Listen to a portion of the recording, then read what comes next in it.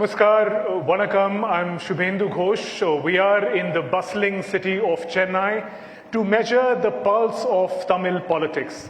Tamil Nadu, as we know, is an economic powerhouse, but it is also home to the ancient, thriving Tamil culture. Talking about the elections, for those of us who are watching us from the outside of Tamil Nadu, 234 assembly seats are up for grabs. An assembly election in a single phase on April 23rd is going to decide the destiny of the state moving ahead. Traditionally, ladies and gentlemen, Tamil Nadu has seen a bipolar contest. That is, the DMK alliance and AIADMK alliance have replaced one another, but this time over, a disruptor has come into the town. We are talking about superstar Vijay's TVK party. We'll try and understand the impact of this party as well. In the next 1 hour, we'll decode the dynamics of Tamil Nadu politics. But on that note, let me also remind you the theme of this particular panel discussion is decoding the voters' mindset, which is your mindset. What is on your mind is going to be very important. So, ladies and gentlemen, voters of Tamil Nadu, your participation in this discussion becomes paramount. So, are you ready for the discussion? Are you ready to speak your mind? Yes or no? Yes. Women voters, are you ready, ma'am? All right. On that note, let me invite and let me welcome our esteemed panel of guests who are joining us today. I start with Mr. Kobai Satyan from the AIADMK. Shall we put our hands together as I introduce our guest? Let me welcome Mr. Narayan Tirupati from the BJP, Mr. Vinoba Bhupati from the PMK, and turning to the DMK alliance, Mr. Sarvanan Annadurai from the DMK, Mr. Venkatesh from the Congress, and we are also hoping to be joined by a leader from the CPM in a short while from now. So the first part of this conversation, let's first understand what is the vision of these leaders, of these parties for Tamil Nadu. So 1 minute to each of you to just outline what is the vision of your party in this election. Let me start with you, Mr. Satyam, for AIADMK. You are trying to dislodge DMK from power. What do you offer Tamil Nadu? 1 minute each. Dynasty in the name of democracy is not good for the state, it's not good for the people. Father, son, grandson, great-grandson, and one family being at the helm of affairs, calling the shots with respect to the development of the state is definitely not good. It is a family that flourishes, not the common man. Since Karunanidhi took over DMK, the history will say that they couldn't form a government back-to-back the assembly elections. Tamil Nadu, being a swing-out policy state, has given 5 years for AIADMK and 5 years for DMK. Unlike our founder leader who formed the government thrice from 1977 to 87, and the record was broken by our leader Amma after 32 years in 2016. So now 2026, the writing on the wall is very clear. People want change, they need change. Because of the colossal failure of this DMK government to protect the welfare and interest of the state, to protect the common man's dreams and ambitions and their livelihoods. While I am seated here, I am sad to share a news that yesterday there was a girl, college-going girl, who was inside her house. People under the influence of drugs barged into her home, tried to molest her. She defended herself and she was attacked with sickle and she is struggling for her life, admitted in a hospital. I was tweeting that the news just came. This is the status of Tamil Nadu now. From 2.5-year-old infant to 8-year-old woman doesn't feel safe in the state. Free flow of drugs. Tamil Nadu soon is going to become the drug state of India. And silently, many industries are shifting their house and shifting their expansion from Tamil Nadu to other states. They will say, see, we have achieved 11.2% GDP. Who said this? RBI says. Is RBI the final and ultimate authority of declaring GDPs? It is the Institute of Statistics, Ministry of Statistics and Program Implementation should say, till now, the Ministry of Statistics and Program Implementation has not vouched this 11.2%. It is not there in their website. So DMK is all filled with lies, fake achievements, fake data, fake narratives. All right, let me get a comment. People have understood this very well, and this is going to be the end of dynasty. All right, I was hoping that you would also talk about, perhaps ahead in the program, as to what does the AIADMK offer this time over. But let me get a comment from Mr. Annadurai. Colossal damage to Tamil Nadu is what your opponents call it. Women's security, of course, is an important issue, should be an important issue, not just in the state, across the country. But how do you defend the performance of your party if you intend to come back in power? delimitation is the biggest threat right now staring at us. And what is the AIADMK doing? The BJP wants to take the MP seats from the state of Tamil Nadu. What is the AIADMK doing? It is putting a jalra to the BJP. Why? Because they are afraid of the BJP. They are afraid of the Enforcement Directorate of the BJP. Our leader, Mr. M.K. Stalin, stands tall. He stands up to the BJP. He stands up to Mr. Modi. If this delimitation exercise takes place, Tamil Nadu's political power will be reduced. Already it is reduced. We are losing money on tax devolution. We are losing out on schemes. What the BJP is scheming, the BJP is scheming to take away even this. They don't want to consider the southern states at all. They want to concentrate. BJP is a Hindi majoritarian party. They want to concentrate on Hindi states. Okay, Mr. Annadurai, just one point. Before the delimitation, the elections would come. Here the point is, how do you defend the performance of your party? Because that is what the conversation today is about. Before the elections, 16, 17, 18, delimitation bill will be bulldozed by the BJP. That is the biggest threat to the state of Tamil Nadu. Why the AIADMK is silent?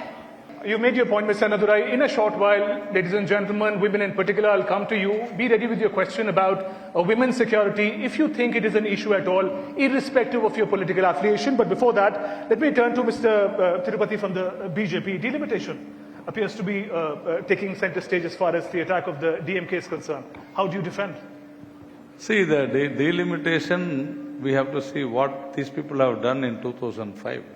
I was just going through what the Congress and the DMK was arguing in 2005 when the same situation arose. People should not forget this.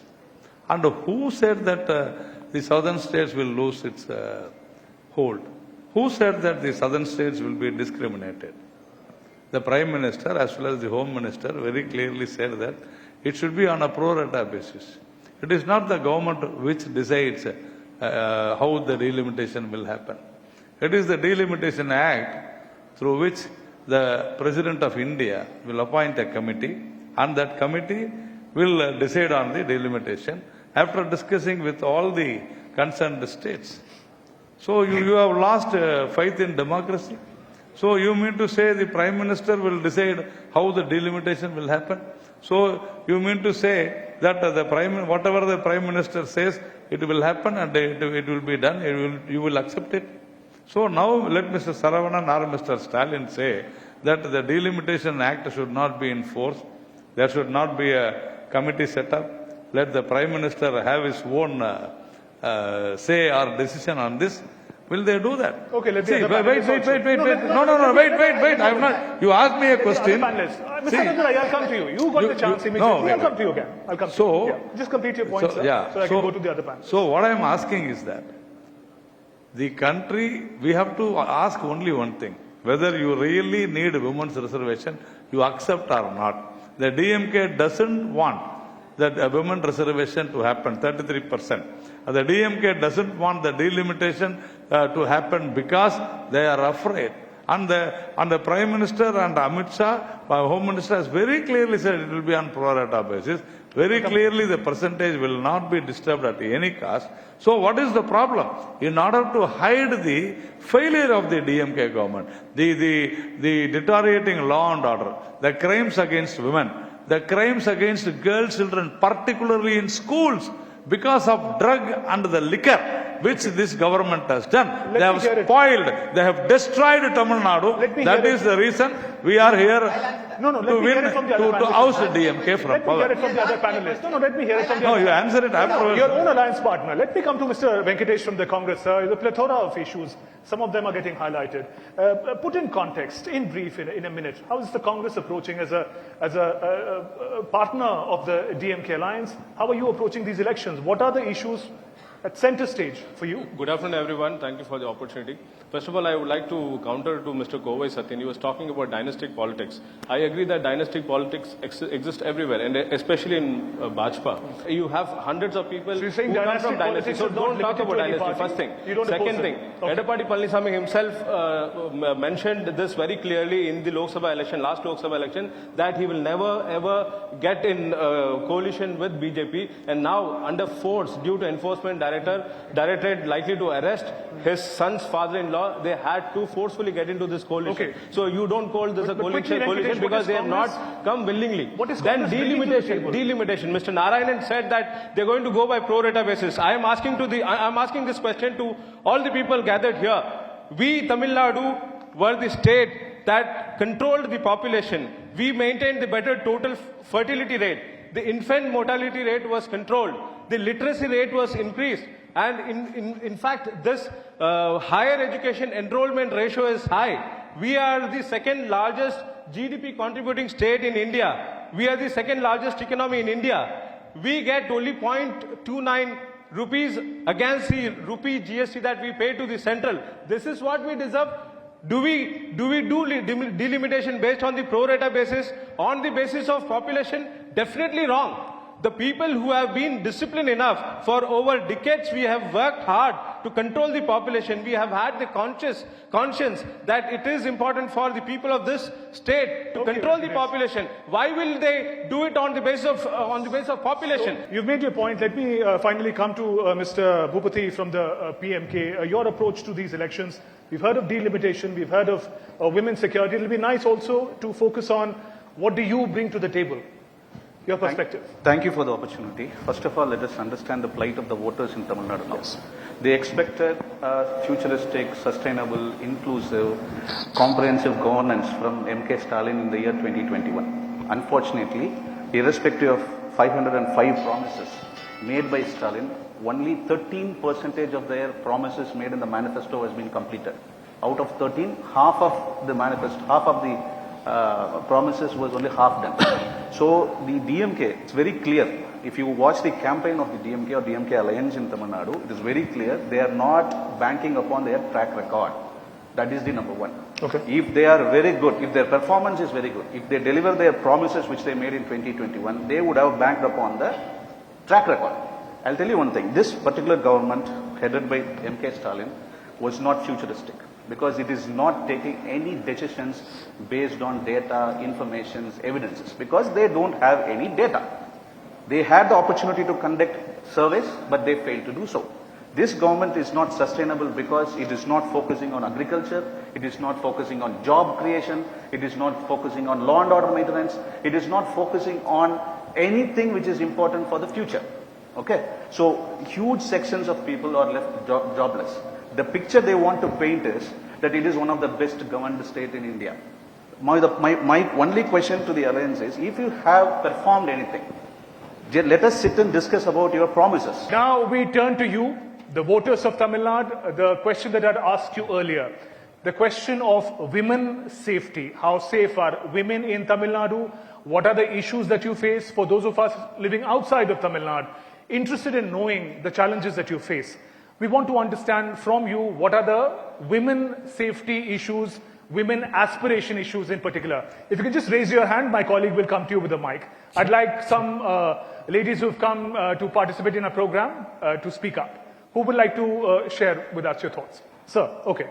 Everybody knows in this city and as well as in Tamil Nadu how the women, the sexual abuses are happening, including the next door Anna University. We have seen that the number of sexual abuses and death after the rape is happening almost every week or every month. Okay, sir. Can I quickly take another comment, especially from women members? Ma'am, could you please make a comment on women's safety in brief? So what I feel is, if only the government, which is a running government now, has taken steps to control the drug use, and also the liquor shops, Tasmart, maybe the women who are not feeling safe today will feel safe. What do you have in future? Let us be futurist. Because so far you have totally ruined our women's safety here. We don't feel safe. We don't feel safe even in the daytime because the people who are there walking with using drugs. Myself, Bhuvaneshwari. I am coming from Tiruvallur district, Mebur. We don't have any safety from Tamil Nadu government, women's safety especially. If from last 5 years, if you have taken so many POCSO cases was filed, till now we are not given punishment, severe punishment. Because of that, the women's was very unsafe. in Tamil Nadu.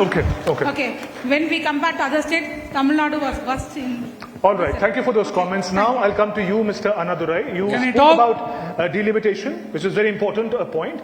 Now let's stay with the women's safety, women's security issue. First, I asked you again, do you acknowledge that there is a problem facing the state that has to be tackled? Do you first acknowledge these statements that are coming in? See, Sir.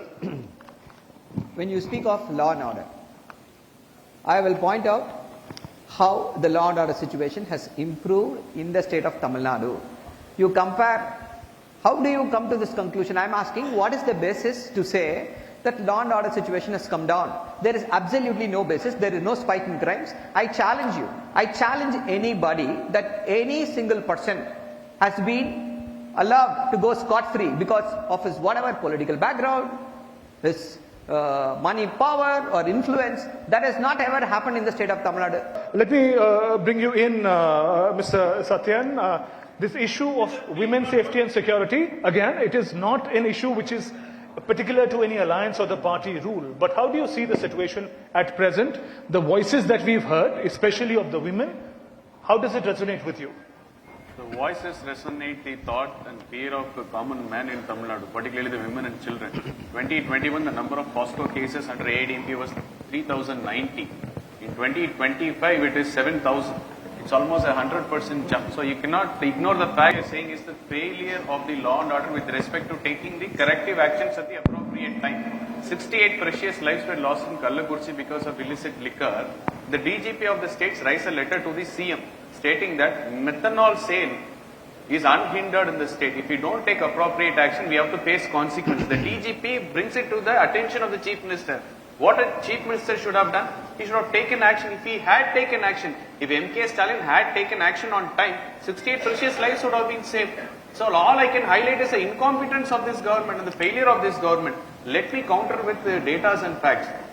Did delimitation on 2026 decided to happen yesterday morning or today morning? The decision was taken 25 years ago in 2001 when DMK were an ally with BJP. But let's stay with the women's security issue for the moment, sir, because it's a very sensitive and important one. Mr. Venkatesh, as an ally, but the women's safety, let me get a comment from him. You've made the point, you've given the facts, and I appreciate that you did it in a calm voice.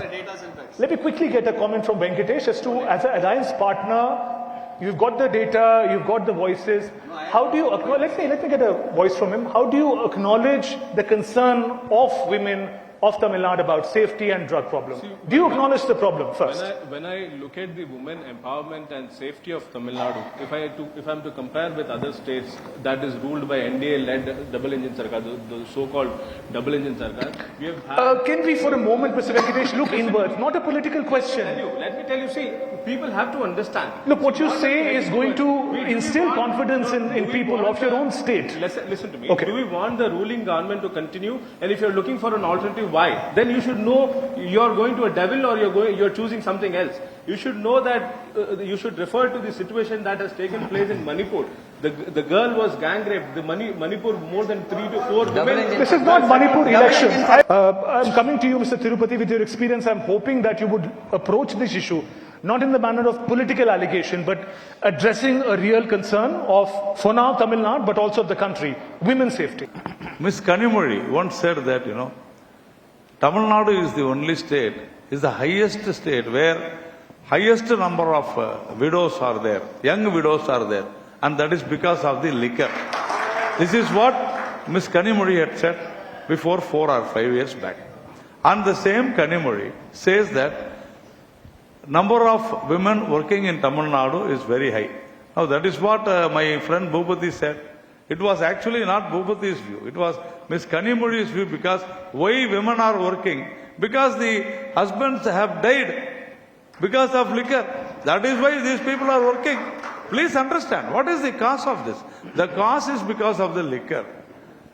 Because of the worst quality of the liquor, people go, you just go to any hospital, you can see that why these people are getting admitted. Each and every person will be shown as chronic alcoholic. Please understand, this habit where the government has to control, the government is mandated to control the habit of liquor. See, number 2. Okay, let him speak, sir, please. Let him speak, please. Number 2, what is the police department is for? Is the police department is just to investigate and take it to the court and give punishments? No, the law and order should be controlled, maintained. Police is for that only. The crimes should be controlled. The police should see to it that the crimes doesn't happen. That is why they are given more powers. The powers are given not only to detect who has done the murder, to stop murders from happening. That is why the police department, please understand. And that is why the government is for. When the government fails, see, till date, the government is not able to find out who that Tsar is. Where is that Tsar in Anna University? Point taken. What happened in Coimbatore? Point taken. What is happening every day? Whoever can chop off anybody's head anywhere in Tamil Nadu in city, whether it is a day or night. We've talked about women's safety. No amount of time is enough to talk about it, but we'll have to take it forward, the conversation. Let's now talk about the other very important demography, the youth of Tamil Nadu. Job creation, employment. I'd like to hear from you. What are your concerns vis-a-vis job creation and employment opportunities in Tamil Nadu? It is an economic powerhouse, but does that translate to jobs for individuals and the young? For anyone who wants to speak on that. Now, youth have been totally disintegrated because of the drug abuse and the liquor in Tamil Nadu. And okay, the same answer for the first section also. When we talk about drug abuse, the DMK always says the drug comes from Gujarat, the drugs come from Bengal. Yes, sir, Mr. Saravanan, yes, we agree that part of what you're saying is right.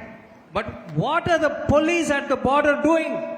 Okay, who is responsible for blocking the drugs? Let me quickly get some more voices. And we don't want to listen to the story that we are better than other states. Thank you, sir, for that point. We've made your point. We'll come to each of the leaders for them to respond. Let's take another comment from this gentleman. Thank you. The important point that we need to take into consideration is, say the DMK in their manifesto, they said so many jobs will be created. Apart from this, they also said they entered into so many memorandum of understanding. They brought in so many lakhs of crores as investment.